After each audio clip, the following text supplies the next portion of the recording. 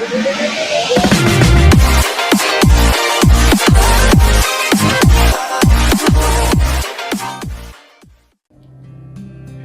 what's up guys, this is Talha from TechBeast and you're watching a quick review of the Samsung Galaxy J7 Pro. This phone may have come almost half a year ago in 2017, but how does it hold in 2018? Let's have a quick look at beautiful sea bluish box of J7 Pro. So this phone comes in 3 storage variants and 6 color options, but what I got in front of me is the 32GB variant of this phone with a beautiful black color.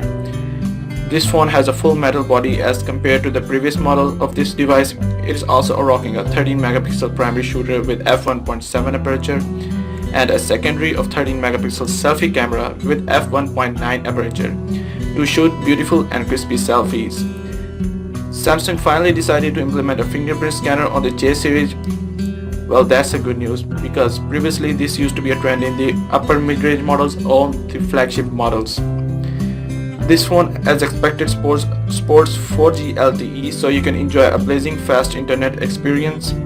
It is also rocking an Exynos 7870 64-bit Octa Core processor, which might not be flagship level, but combined with 3GB of RAM, it is totally enough to keep the phone snappy. It has got a 5.5-inch Full HD Super AMOLED panel. It has got a 5.5-inch Full HD Super AMOLED panel rather than the 720p Super AMOLED panel of the previous Gen J series. Full HD paired with a 3600 mAh battery should give a full day of power usage.